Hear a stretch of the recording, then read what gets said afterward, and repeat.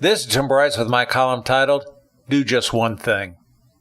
When I travel around town these days, I often run into old friends and neighbors who know my background regarding nonprofit organization. I served on over 50 board of directors over the years, and they like to unload their frustrations on me. For example, the president of a homeowner association complained he had to serve a second term simply because they couldn't find anyone interested in serving on the board and perform some relatively simple task.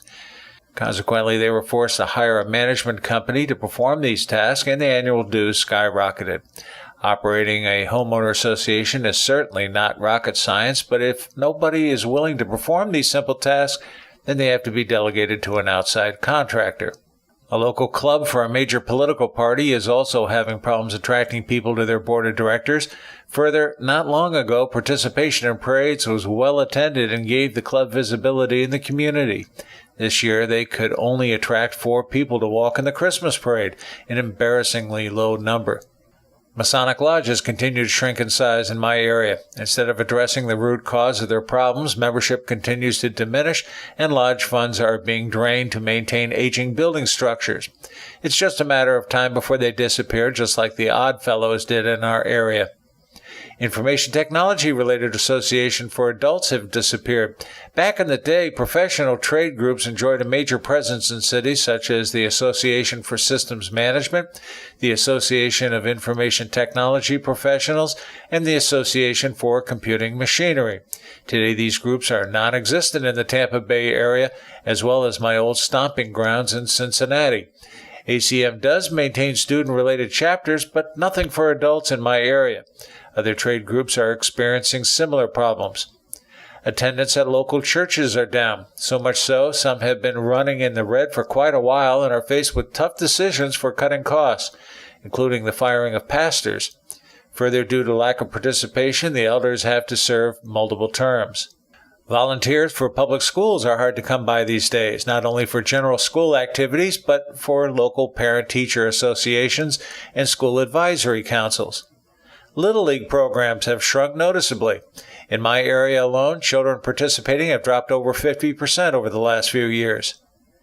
It kind of sounds contagious, doesn't it? So many different nonprofit organizations with similar problems. In many cases, nonprofits are run by well-meaning people who have some time on their hands yet haven't a clue as to how to run a business. Consequently, the execution of simple procedures are neglected. For example, the preparation of meeting agendas and budgets, issuing routine treasurer reports, auditing finances, or keeping accurate minutes and membership records. I guess I've become somewhat of a therapist on such problems as people continue to confide in me. I try to advise them accordingly, but the sad truth is the people running these organizations are frustrated and exhausted. They desperately want to hand the baton off to others, but there's nobody there. Now and then in nonprofits, someone with a business background comes in, takes the bull by the horns, and does a good job with an assignment. The problem is it is assumed the person will do it again next year and possibly for eternity. With rare exception, this is not what people signed up for.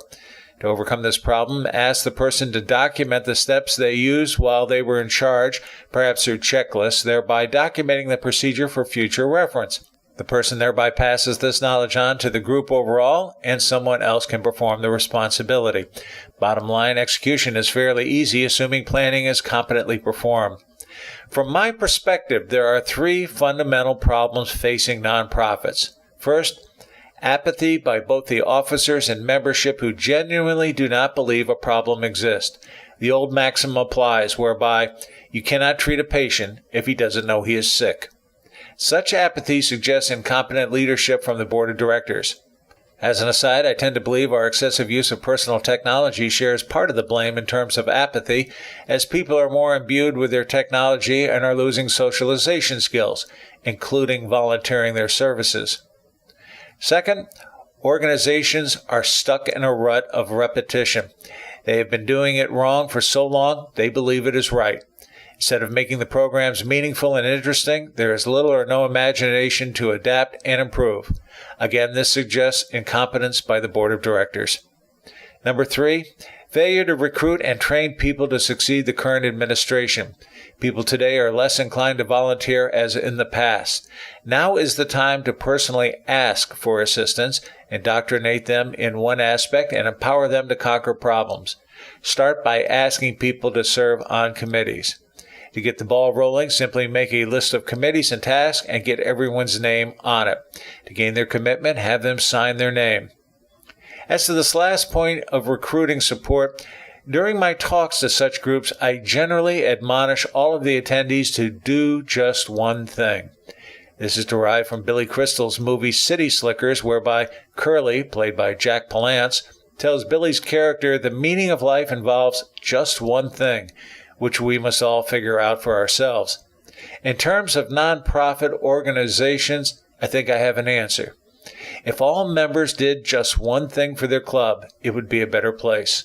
I'm not suggesting we do anything extremely labor-intensive. Perhaps it is something as simple as being a greeter at the door, preparing name tags, attending a meeting or social function, helping to write letters, or just helping out in some simple way.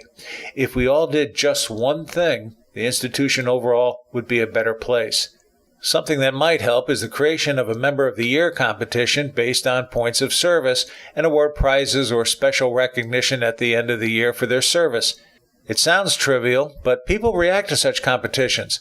Simply devise a list of activities with the related points and have people notify an officer of their activities.